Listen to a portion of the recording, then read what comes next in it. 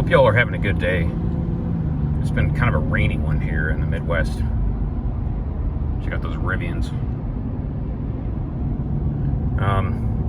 We're driving home from Chicago. We shot out there this morning to pick up about 3 pallets of freight. No big deal. And now we're headed home. Should be home around, it says 7 p.m. Central. Make that 8 p.m. East Coast time. Google Maps actually doesn't really know what time zone to use when they're telling you your ETA. You know, we were coming across cross time zones on the way out from Eastern to Central, and now we're going back from Central to Eastern this afternoon. It always tells you whatever time zone that it's in at the moment. So we're in Central right now, and it's telling us we're getting in at 7 p.m. Central, when in reality we'll be in Eastern time zone by the time we get home. Doesn't matter. A couple things to discuss today. The first is this brand new, it's a 2021, but it's actually brand new, even in March of 22, Ford PowerStroke diesel F-150. And we are absolutely in love with this truck. Check out our MPGs. We reset the meter when we got to Chicago and loaded up. And we've gone, I don't know, maybe 50 or 100 miles in our average with a fully loaded 12-foot U-Haul trailer, which you can see in the mirror there, 24 miles to the gallon. And that's a little bit deceptive because we have been in more or less bumper-to-bumper traffic, almost stop-and-go traffic, which just broke maybe 5-10 minutes ago, at which point we were able to bring the speed up to 65, 70 miles an hour, and that's as fast as we'd like to go with a trailer. But the mileage, the gas mileage that this 3-liter turbo diesel engine puts out, it's just absolutely stellar. It's tremendous, and you don't really have to sacrifice much to get that kind of gas mileage. You don't have to keep the speed down. With a trailer, with this 12-foot U-Haul, and we've gone hundreds and hundreds of miles in the 3 weeks we've owned this truck with a trailer. We've gone probably 1,000 plus miles out of the 3,300 total that we've gone in 3 weeks. 1,000 plus have been with a 12-foot U-Haul hitched up, just because we're always going places and picking up freight. Lately, it's combat tourniquets, which are all headed out to Ukraine. We've had a decent number of urgent orders, and to the point where we had to pick them up ourselves at the factory that makes them in South Carolina and bring them up to the customer in the Northeast, because they had to get on a plane at a certain time on a Friday night, Saturday morning, that kind of thing, and commercial freight was not going to get them there on time. We've shipped probably, I'm going to say, close to 30,000 combat tourniquets since the 27th of Feb, so just under a month. And there's an unlimited demand coming out of Ukraine for them. Anyhow, this truck, which we picked up second week of March, has just, actually make that the first week of March. Like around what would that Wednesday be? March 2nd. So we've had it 3.5 weeks. And it has, we are absolutely in love with this truck. Partly because of the gas mileage. When you're driving hundreds or thousands of miles each month, it kind of matters whether you're getting what we've observed, which is around 18 miles to the gallon towing on open roads, unrestricted highway, as opposed to stop and go. And that's about double the gas mileage that we get in our Power Boost, which we also have done a lot of towing with.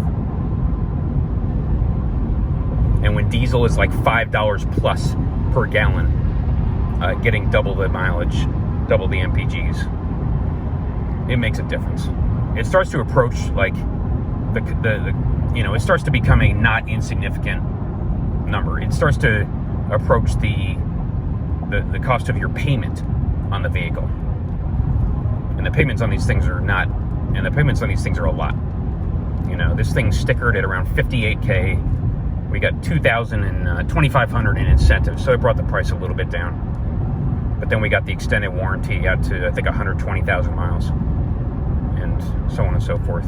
You know, the payment comes out to be a not insignificant number. And so if you can save hundreds of dollars a month on the fuel, you know, there's nothing wrong with that. The other thing we like is just the overall smoothness of the engine, the overall refinement, the way it works in conjunction with the 10-speed automatic. There's just nothing wrong with this truck and this powertrain. And it's really a damn shame that Ford saw fit to get rid of it. And that is a function of the fact that so many light-duty truck buyers kind of got suckered by the EPA numbers of the Power Boost. They saw the 24 highway, 24 city, and the massive horsepower and torque numbers. You know, 430 horsepower, 570 pound-feet of torque. You know, this thing makes something like 250 horsepower. So you're down almost 200 horsepower, and you're down more than 100 pound-feet of torque when you go down from the Power Boost to the diesel. And so people saw that and they were like, oh, well, I need all the towing power and the torque I can get for my 19-foot Bayliner or whatever the case may be. And I'm here to tell you, you actually don't. A 250 horsepower engine with 400 plus pound-feet of torque is all you need to tow whatever you're trying to tow with your F-150. You're not going to be towing a 48-foot gooseneck with this thing. You're also not going to be towing comfortably a 35-foot camper. Can you? Yes. It's physically possible. You know, the diesel has a max conventional towing of somewhere around 10,000. The Power Boost has a max conventional towing limit of about 12,000, but you do not want to hitch up a trailer that heavy, and you definitely don't want to hitch up a 35-foot camper to something as small and light as an F-150. It's no way to go through life. It's going to be an absolutely miserable experience.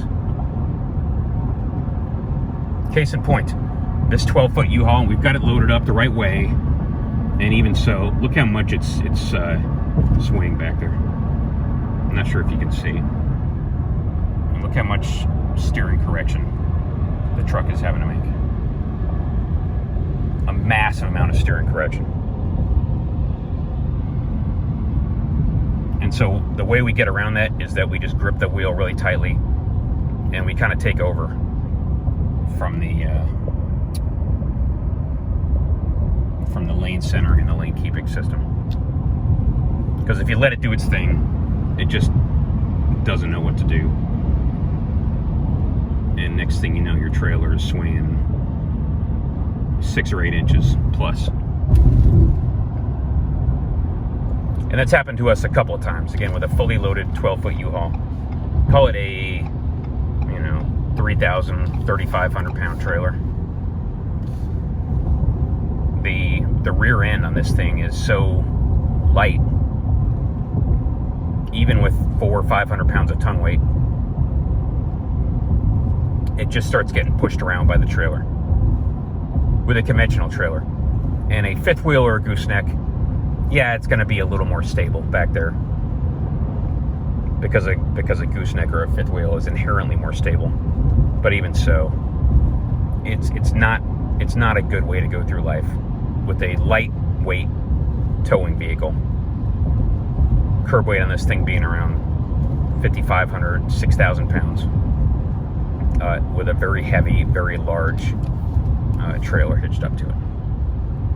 You start to get a crosswind. You start to get it's just not what you want to be doing. Not how you want to go out. I'll put it like that. So given the fact that the conventional trailer limit, 10,000 for the diesel, 12,000 give or take for the Power Boost, $14,000, by the way, with the EcoBoost, if you get the heavy-duty payload package. You're not going to approach any of those going long distances if you know what's good for you. Given that fact, the diesel, as far as we're concerned, is the powertrain to go with. It's just head and shoulders, again, in terms of just your towing mileage, your towing MPGs. It's so much better than the Power Boost or the EcoBoost, any turbocharged gasoline engine. We're saving hundreds of dollars a month doing our towing with this thing versus the Power Boost. Now, the advantage the Power Boost gives you, as far as we're concerned, it's really the only reason to buy it, is the fact that it's got your Pro Power Onboard, which is your built-in AC inverter generator. It's not a conventional generator. It doesn't have like a magneto spinning. It has an inverter that generates your AC electric power. And that opens up all kinds of possibilities. That means you can run your house during a blackout. That means you can run the accessories or the appliances on a camper. Even if you're in the middle of nowhere, even if you're out in the desert camping or in the boondocks somewhere. You bring your Power Boost with a camper hitch up to it, and you've got air conditioning, you've got heat, you've got a refrigerator, you've got a hot water heater. You're taking hot showers in the middle of nowhere without having to lug a separate generator with you. And so that is, yes, that's a tremendous innovation. And it's just too bad that Ford did not see fit to put the really any kind of an inverter or power source on the diesel F-150, other than your little 400 watt outlet that you have, which can run pretty much your laptop and maybe a small printer, and that's it. It's just a damn shame, because this truck right here is the ultimate long haul towing vehicle if you're going to get a light duty pickup. We vastly prefer it, even to something like the Chevy with the inline six mini Duramax they have, the baby Duramax. That thing's got some issues. We've gone into them in the past, won't really rehash it. But yeah, that 3-liter Duramax has some issues.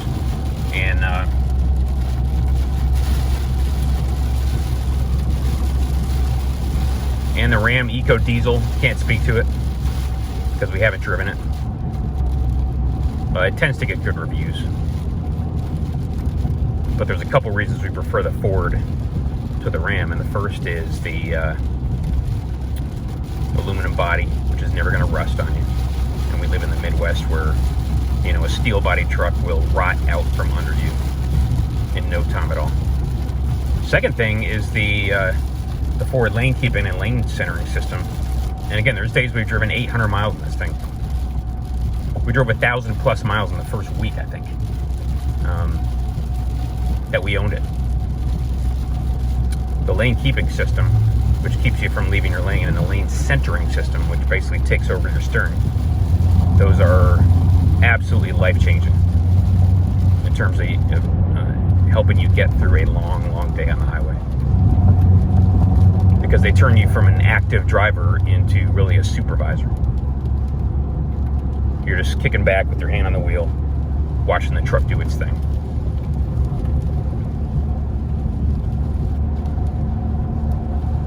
It reduces your workload and your fatigue level by 80+%, maybe 90% on a long drive. Again, with the caveat that there are situations where, you know, the way it's calibrated, it's going to start letting your trailer sway on you. And you got to, you know, sometimes hold the steering wheel a little bit tighter than others to keep that from happening. And then the only other drawback to this diesel, obviously, you know, you're paying a little more for maintenance, oil changes, you're changing the fuel filter, You're having to top off the DEF, which doesn't even exist on a gasoline engine. Long term, yeah, you're eventually going to be replacing the injectors maybe every 100,000 miles, give or take. A lot of things are more expensive on a diesel, maintenance-wise, but durability-wise, especially compared to a turbocharged gasoline engine, it's no contest. Diesel engines are built to last hundreds and hundreds of thousands of miles before you have to tear them down and do a rebuild. An EcoBoost, even the newest ones where they've got the cam phaser issue sorted out, we think, you're probably not going to be keeping that EcoBoost for 300, 400,000 miles without putting massive amounts of work into it. Replacing head gaskets, replacing turbos multiple times, replacing, who knows what else. Maybe the timing chain gets stretched. I mean, there's all kinds of maintenance you got to do after 150, maybe 200,000 miles on a gas engine, especially a turbocharged gas engine, that a diesel just doesn't typically need until much, much later. And so there it is. After just under a month, 3.5 weeks, and 3,000 plus miles, 3,300. This diesel F-150 is an absolutely tremendous vehicle. We're shocked at how much we like it.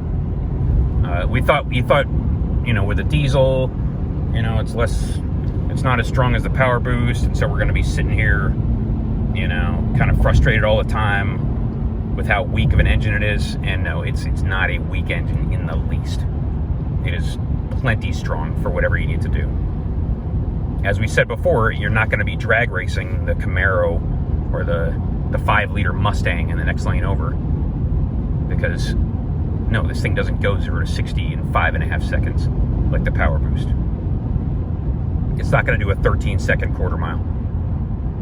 And so you got to decide what your priorities are in life. We're kind of done with that phase. We had a Tesla for a couple of years, got that out of our system. It accelerates as fast as you will ever need to.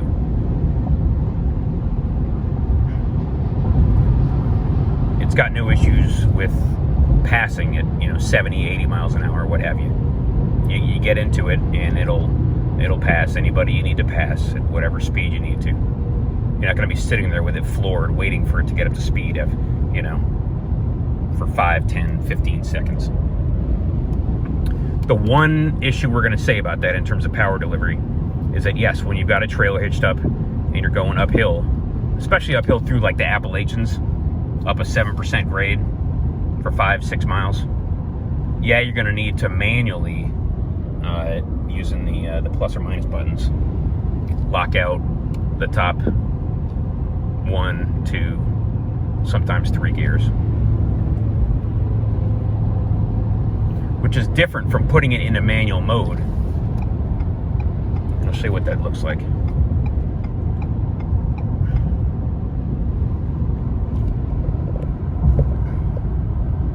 So to put it into manual mode, you actually hit the M button.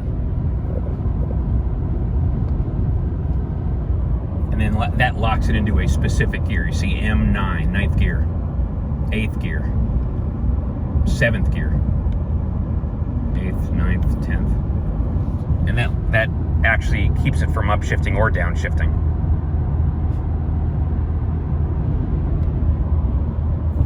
And so we're not talking about that. We're just talking about leaving it in automatic mode and then hitting the minus button once or twice and just locking out 9th or 10th gear. So you still got the full range from 1st to 8th.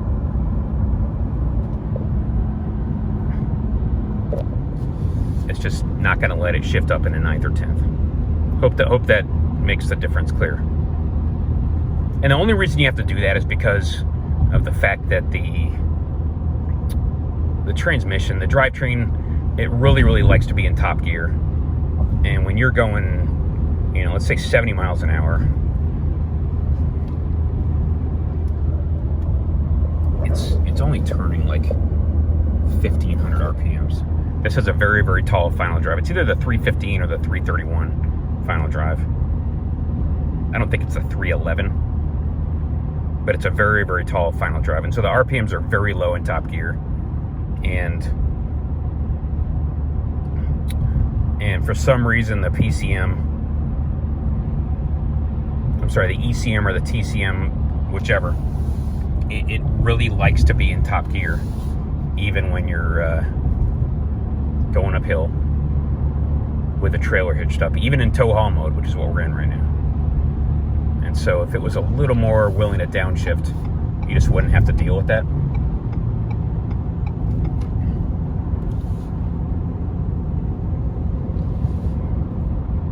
But no, it doesn't like to downshift, and so you kind of have to tell it to, essentially. Not an issue. So like going up this rise here, this little overpass, it's kind of lugging a little bit. It's got the boost, you know, way up 20 plus PSI.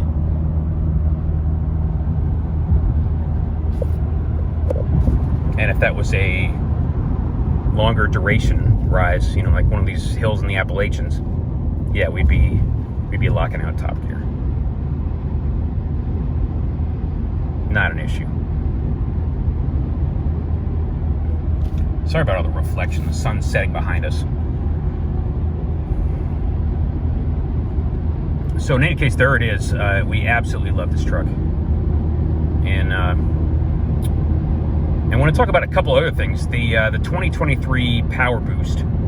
I'm sorry, the 2023 Super Duty, which we think is going to have some substantial changes to the powertrain, maybe to the body, definitely to the interior. They're talking about doing a hybrid. That's what the rumor mill is saying. That it'll be a hybrid, either a diesel, essentially a power boosted version of the PowerStroke 6.7, or maybe a hybrid 7.3 liter gas engine, or a hybrid 6.2 liter gas engine. Nobody's really sure. We would be very, very happy to find out that they're making a hybrid, specifically for the reason that a Super Duty or a heavy duty pickup needs onboard power. Whether or not you take your camper on a 1,000-mile road trip, or whether or not you know, maybe you're a hotshot driver and you've got a 40-foot flatbed. Whether you just take it to the job site, and instead of using an F-150 for your construction job, you use a F-250, F-350. Pretty much everybody needs onboard AC power who uses a truck the way a truck is meant to be used. And the problem with the Power Boost, again, is first of all, it's not a diesel, so it gets ridiculously bad gas mileage when you've got a trailer hitched up. And the second problem with the Power Boost is that it's limited in the towing it can do with a fifth wheel or a gooseneck. It can only tow a 9,100 pound fifth wheel or gooseneck trailer because of the payload, which restricts your pin weight, and your pin weight restricts your overall trailer weight. And so we eagerly look forward to the day when there's a Super Duty that has Pro Power Onboard.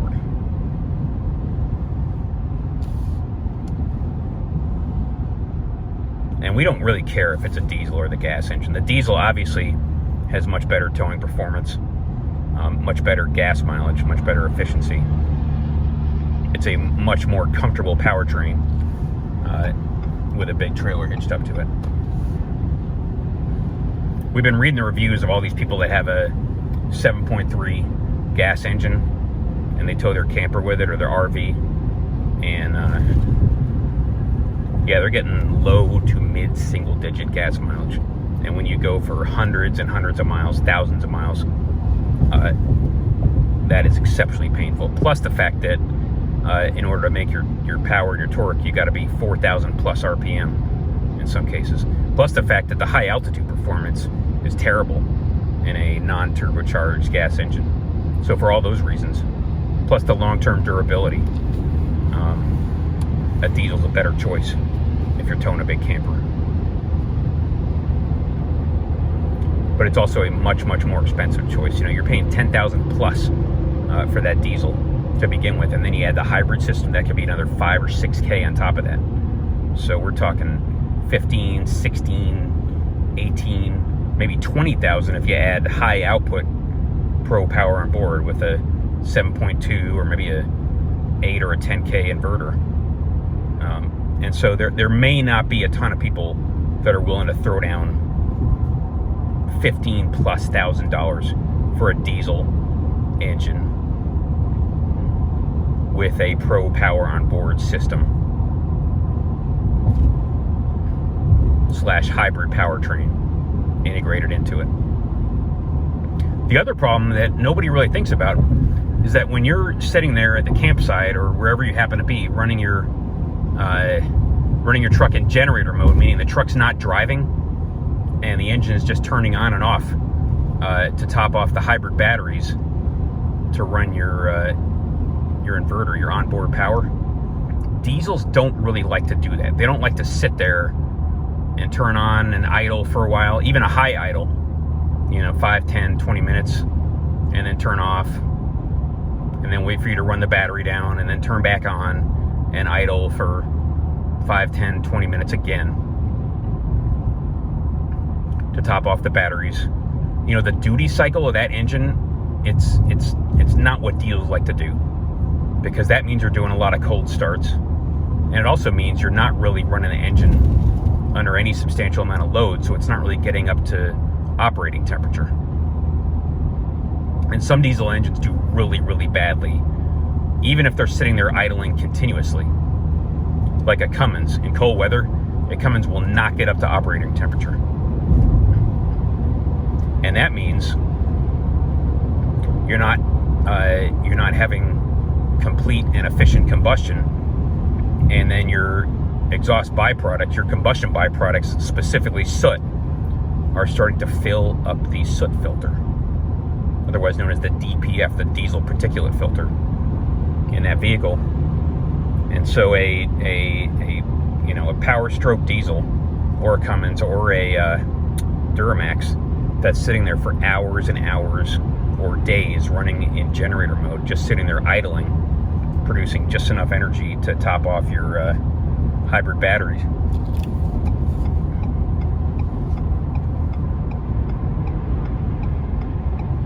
So that you can run your camper or your job site or your house off of it, for an entire weekend or for an entire week. That thing's going to have to regen before you know it, and it's not going to want to regen just sitting there idling, as you know from whatever other truck you own that's like post 2007 time frame. That DPF will not get cleaned out unless you're on the highway putting high temperature exhaust through it. And so that's like the one fatal flaw, potentially, of a diesel electric hybrid that has onboard AC power that you're going to sit there running for hours and days and weeks. It could potentially jam up the DPF full of soot. Not an issue that is remotely applicable to the F-150 Power Boost, because it's a gas engine, so you don't have a DPF, and you can have highly efficient combustion at 1200, 1500 RPM, whatever the engine is idling at, for hours at a time. Not so in a diesel. So for that reason, plus the expense, we wouldn't be surprised at all if Ford does a hybrid with the 7.3 gas engine or the 6.2 liter gas engine. It'll be less expensive, and you won't have that issue of the diesel sitting there idling and having a hard time generating enough heat to keep the engine temperature up and to keep the exhaust temperature up. So we'll see what happens. Either way, we welcome the addition of our hybrid system to the Super Duty line. We would buy one tomorrow if it came out. And the same thing applies to a Silverado. If Chevy wised up, or if GM wised up and put a hybrid system, or even a high output inverter generator into the Silverado or Sierra heavy duty, we'd buy that thing tomorrow. All right, enough about that. Hope everyone's had a good day and has a great weekend. We will talk to you soon.